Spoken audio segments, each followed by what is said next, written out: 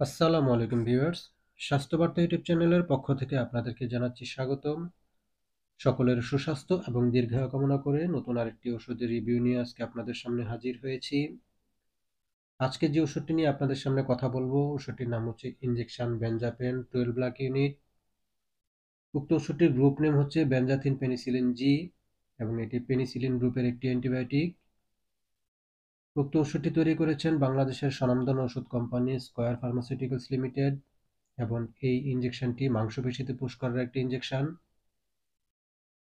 আজকে আলোচনা করব ওষুধটির নির্দেশনা, ওষুধটির দৈনিক মাত্রা, ওষুধটির পার্শ্ব প্রতিক্রিয়া, ওষুধটি ব্যবহারের নিয়ম কানুন, গর্ভাবস্থায় ওষুধটি দেওয়া যাবে কিনা এবং ওষুধটির বর্তমান বাজার মূল্য কত সেই বিষয়ে বিস্তারিত আলোচনা করব। আশা করি ধৈর্য সহকারে মন দিয়ে আমার ভিডিওটি দেখতে থাকবেন।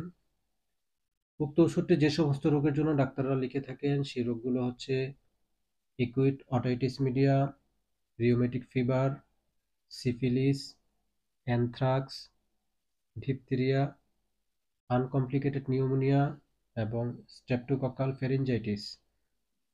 উক্ত ওষুধটির মাত্রা বা ডোজ বিভিন্ন রোগের ক্ষেত্রে ডাক্তাররা বিভিন্নভাবে দিয়ে থাকেন। যেমন রিউমেটিক ফিভার বা বাতজ্বরের ক্ষেত্রে 12 লাখের একটি ইনজেকশন 4 সপ্তাহ পর পর একটানা 5 বছর অথবা রোগীর বয়স 18 বছর পূর্ণ হওয়া পর্যন্ত চালিয়ে যেতে হবে। অটাইটিস মিডিয়ার ক্ষেত্রে 6 লাখ ইউনিট অথবা 12 লাখ ইউনিটের অর্ধেক একবার সিঙ্গেল ডোজ। সিফিলিসের ক্ষেত্রে যদি সেটা আর্লি স্টেজে থাকে তাহলে 24 লাখের ইউনিট একবার সিঙ্গেল ডোজ। সিফিলিস যদি দীর্ঘদিন যাবতের পুরনো হয়ে থাকে বা লেট স্টেজে থাকে তাহলে 24 লাখ ইউনিট প্রতি সপ্তাহে একবার, এভাবে 2 থেকে 4 সপ্তাহ চালিয়ে যেতে হবে, অবশ্যই ডাক্তারের পরামর্শক্রমে। উক্ত ওষুধটি প্রয়োগ করার ক্ষেত্রে কিছু সাবধানতা বা নিয়মকানুন মানতে হবে। যেমন এই ওষুধটি যেহেতু পেনিসিলিন গ্রুপের একটি ইনজেকশন, তাই মাংসপেশিতে পুশ করার পর কিছু অ্যালার্জিক রিয়েকশন হতে পারে বা অ্যানাফাইল্যাক্টিক শক হতে পারে। তাই যে ব্যক্তিকে ইনজেকশনটি পুশ করতে হবে তার আগে কিছু পরিমাণ ওষুধ নিয়ে তার চামড়ার নিচে দিয়ে রাখতে হবে। দেওয়ার পর যদি কিছুক্ষণের মধ্যে চামড়াটা ফুলে যায়, চামড়াটা লাল হয়ে যায় অথবা চুলকানি হয় তাহলে ওই ব্যক্তিকে ইনজেকশনটি দেওয়া যাবে না। যদি কোনো সমস্যা না হয় তাহলে নিশ্চিন্তে ওই ইনজেকশনটি পুশ করা যেতে পারে। তবে ইনজেকশনটি প্রতিবার স্কিন সেন্সিটিভিটি টেস্ট করা লাগবে না, একবার করলেই হবে। এবং ইনজেকশনটি পুশ করার ক্ষেত্রে খুব দ্রুততার সাথে সাবধানতা অবলম্বন করে পুশ করতে হবে, কারণ পুশ করতে যদি একটু দেরি হয়ে যায় সিরিঞ্জের ভিতরে ওষুধটি পাথরের মতো শক্ত হয়ে যেতে পারে।